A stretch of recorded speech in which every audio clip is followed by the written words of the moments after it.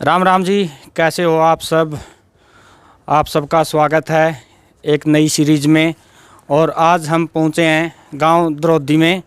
सरपंच पद के उम्मीदवार हैं, तो उनका इंटरव्यू लिया जाएगा और जो गांव की समस्याएं हैं उनके बारे में जाना जाएगा। सबसे पहले तो राम राम जी। राम राम जी। कैसे हो आप। अच्छे। राम राम जी। राम राम जी। कैसे हो आप। बहुत बढ़िया। और आपका द्रौदी आने पे स्वागत है, हमारे पास आने पे आपने हमारे लिए टाइम निकाला। तो आपका भी स्वागत है। हमारा जो यूट्यूब चैनल है, जो उसके सभी व्यूअर्स हैं, दर्शक हैं और सब्सक्राइबर हैं, उनकी तरफ से धन्यवाद आपका। तो सबसे पहले हम ये जानना चाहेंगे कि आपने चुनाव में जो चुनाव लड़ रहे हैं आप, उसमें कैसे इंटरेस्ट पैदा हुआ आपका, बताओ। मैं यूनिवर्सिटी टाइम से ही कॉलेज प्रेसिडेंट रहा हूँ। कॉलेज में प्रेसिडेंट, फिर यूनिवर्सिटी में। वैसे मेरी सोशल एजुकेशन में बहुत रुचि थी। उसमें मैंने कई प्रकार की नौकरियां भी की है, जिसमें उनके साथ साथ सोशल वर्किंग भी करता रहा हूँ। तो मेरा एक गांव के समस्या के प्रति इंटरेस्ट पैदा हुआ। गांव में इतनी समस्याएं हैं, लेकिन हम कोई भी उसकी तरफ गौर नहीं करते। कोई भी उम्मीदवार आता है, सिर्फ एक ही बात आती है, मेरी बारी है, मेरा परिवार है, मेरा बगड़ है या मेरा गोत है। उसके अलावा कोई भी विकास कार्य के बारे में बात नहीं करता। ये एक मेरे गांव की समस्या नहीं है, हर गांव की समस्या है। जब उम्मीदवार अपना नाम लेकर आता है, उसको पहले ये तो बताओ गांव की क्या समस्या है। तो इसमें जो पोस्टर देख रहे हैं हम, इसमें लिखा है इस बार ना नारा गोत का, ना नारा जात का, सिर्फ उम्मीदवार अच्छी सोच का। तो बताओ जी आप थोड़ा सा जो अच्छी सोच है उसके बारे में। अच्छी सोच ऐसे है कि हमारे गांव में अगर सरपंच पद बनाता हमें गांव, तो हम अच्छा विकास करेंगे। और जो शिक्षा का है, वो शिक्षा भी बहुत अच्छी हो करेंगे। गांव में हर गली में सीसीटीवी कैमरे लगाए जाएंगे। और एक और देखा जा रहा है जो आज का समय है, उसमें युवाओं में सबसे ज़्यादा नशा है। तो उस नशे को रोकने के लिए आप क्या करेंगे, क्योंकि शराब है या और कुछ है, इलेक्शन को जीतने के लिए किया जाता है। तो क्या आप भी शराब बांटोगे या युवाओं को एक नई पहल दोगे, इस बारे में क्या कहना चाहते हो आप। इस बारे में मैं एक ही बात कहना चाहता हूँ। शायद मेरे गांव में अभी तक जितने भी उम्मीदवार आने हैं या आएंगे या जो भी होगा, मैंने एक गांव की समस्या लेके आया हूँ।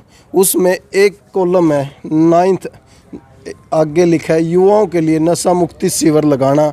शराब के ठेकों गांव से रेजुलेशन के द्वारा ख़त्म करना। अगर हम पढ़े लिखे होने के बावजूद भी शराब पी रहे हैं या किसी को शराब के बारे में वो कर रहे हैं, भी हम शराब बांट रहे हैं, शराब दे रहे हैं, उसके दोषी वो नहीं है जो पी रहे हैं, उसके दोषी हम हैं। क्यों? अगर मैं किसी को शराब पिलाऊंगा तो उसके जो माँ बाप है ना, वो मेरे को गालियाँ देंगे, बद्दुआ देंगे। क्या मैं किसी की बद्दुआ लेने के लिए सरपंच पद के लिए आया हूँ? नहीं। मैंने एक नारा लगाया है इस बार, ना शराब पिएंगे, ना पिलाएंगे, ईमानदारी से इलेक्शन लड़ेंगे। चाहे आपके कितने भी वोट आओ, चाहे आप जीतो चाहे हारो, लेकिन आप शराब नहीं बांटोगे। मैंने एक चीज़ मेंशन की है इसमें, अगर मेरी आवाज़ आई तो सच्चाई व अच्छाई के लिए वोट की मांग। क्या कोई उम्मीदवार ऐसा कोई लिख सकता है? भाई मैं एक गांव से अपील करता हूं। भाई मैंने एक चीज़ लिखी है, सच्चाई व अच्छाई। भाई अगर मेरे अंदर गांव को अच्छाई व सच्चाई लगती है तो मेरा साथ देने के लिए मैं अपील करूंगा। ना मेरे पास शराब पिलाने के लिए पैसे हैं, ना मैं खुद पीता हूं। अगर मैं खुद नहीं पीता, मैं दूसरे को कैसे सलाह दे सकता हूँ? मैं शराब, मैंने एक ही बात बोली है, मेरी ईमानदारी और सच्चाई पर अगर मेरे को 10 वोट भी मिलेंगे, मैं उसको स्वीकार करूँगा। तो आप देख सकते हैं कि ये बहुत ही अच्छी पहल है युवाओं के लिए कि ना शराब पीते हैं और ना शराब पिलाएंगे। इनके जितने भी वोट आए वो इनको संतुष्टि होगी। तो जी युवाओं की जो नौकरी है नहीं लग रहे, तो उनको रोज़गार देने के लिए आप क्या करोगे? उनको रोजगार दिलाएंगे। कैसे दिलाओगे? और उद्योग धंधे आत्मनिर्भर बनाने के लिए। तो एक समस्या और आती है जी, जैसे गांव में बरसात हो जाती है, उस समय में गांव के अंदर से जाना बिल्कुल दूभर हो जाता है। मान लो हर गली में कीचड़ की समस्या। तो मैं आपसे एक तो पहले अपील करता हूँ, आप मेरे से है ना, मैंने एक चीज़ मेंशन की है, मेरे गांव में आज हर समस्या के बारे में मैंने लिखा है। इसमें न कोई पत्ती है, न कोई बगड़ है, न कोई जाति है। मेरा एक ही जो मेरा घोषणा पत्र है नहीं, वो समस्या गांव की है। और सबसे बड़ी समस्या है सीवरेज। मेरे गांव में सीवरेज की बड़ी समस्या है। जो पानी है ना गलियों में खड़ा होता है, और वो गलियां ऐसी हो रही है, अगर हम किसी के गेट से निकलते हैं ना तो बड़ा ऐसा महसूस होता है भी हम कहीं भाई किसी ऐसी जगह आ रहे हैं जैसे भाई बहुत ही लो एरिया में। क्यों? अगर हम अपना घर साफ़ नहीं कर सकते, गेट साफ़ नहीं कर सकते, या हमारी गली नहीं साफ़ रख सकते, तो हम कैसे एजुकेटेड हो सकते हैं? शिक्षा के बारे में हम बात कर रहे हैं, और हमारी गलियों में कीचड़ है, गलियां ख़राब है, निकासी की कोई सुविधा नहीं है। क्या हम निकासी नहीं दे सकते? गांव का सरपंच अगर चाहे तो गांव की हर एक समस्या को दूर कर सकता है। इसमें गांव के सरपंच के पास अगर अच्छी शिक्षा, अच्छी सोच और अच्छी काबिलियत हो, तो मेरे को नहीं लगता भी गांव का सरपंच कोई भी समस्या गांव के सरपंच के सामने खड़ी हो सकती है। और एक और इन्होंने अरविंद केजरीवाल की तरह यहाँ पे पोस्टर में दिखा रखा है, आपको पोस्टर भी दिखा देंगे स्क्रीन पे साथ साथ में, कि फ्री वाईफाई की सुविधा सारे गांवों को दी जाएगी। ये मेरी नहीं है, ये सरकार की स्कीम है। अब अगर पढ़े लिखे उनको पता है, गांव के सरपंच के पास ऐसी फैसिलिटी सरकार देती है भी आप जो बच्चे शिक्षा ले रहे हैं उनके लिए वाईफाई प्रोवाइड करवाओ। क्यों? आज लाइब्रेरी का ज़माना, कंपटीशन की तैयारी कर रहे हैं। अगर बच्चे के पास घर में वाईफाई होगा आसपास एरिया में, तो उसको लाइब्रेरी की क्या ज़रूरत है? घर में लाइब्रेरी है। अगर वो लाइब्रेरी में जाने की इच्छुक है तो अच्छी बात है, लेकिन जब घर वो लाइब्रेरी में पढ़ आएगा और घर आते वाईफाई में एजुकेटेड मैटर अगर पढ़ेगा, उसको डबल बेनिफिट है। लाइब्रेरी विद घर लाइब्रेरी, दोनों बेनिफिट हम कोशिश करेंगे गांव को बहुत जल्दी वाईफाई सुविधा बनते ही सबसे पहले काम होगा वाईफाई सुविधा देना।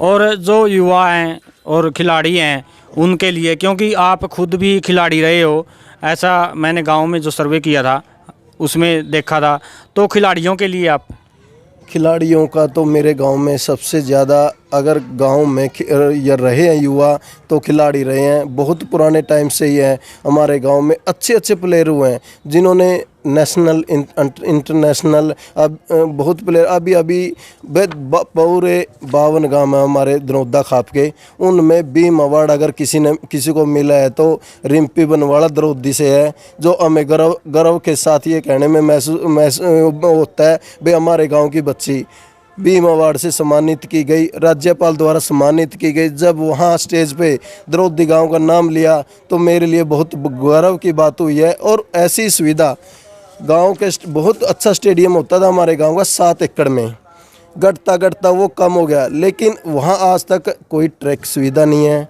कोई सफाई नहीं है, कोई जिम हॉल नहीं है, कोई जिम का सामान नहीं है, या कोई ऐसी सुविधा नहीं है। हम ये कह सकते हैं भी बच्चों को अब खुद प्रैक्टिस करो तो करो, वरना उनके लिए कोई सुविधा नहीं है। और मैं खुद युवा होने के नाते उन बच्चों के लिए मैं वादा करता हूँ, मैं एक भी बच्चे को है ना गांव से बाहर प्रैक्टिस करने के लिए नहीं जाने दूंगा। मेरे गांव का हर साल में अगर 4 या 5 बच्चे नेशनल इंटरनेशनल में जाने लायक होंगे, उनके लिए आगे मैं एक प्रपोजल लेके आया हूँ। अगर मेरे गांव ने मेरे को सम्मान दिया तो मैं एक बच्चा जो गरीब का होगा उसको गोद लूँगा प्रैक्टिस करने के लिए, जब तक वो अपने पैरों पे नहीं खड़ा होता। हर साल उसको जितना भी घी होगा, दूध होगा, तो उसके लिए मैं उस बच्चे को तैयार करूँगा, ताकि ग्राम पंचायत दरौदी के एक एजुकेटेड सरपंच बनने के बाद, तो उसमें आपको बनने के बाद एक मैसेज देने का काम करूँगा भाई हम ग्राम पंचायत दरौदी ने एक बच्चे को गोद लिया जो किसी भी गेम का हो, उस गेम में उसको जितनी भी मदद होगी ग्राम पंचायत द्रौदी की तरफ से होगी।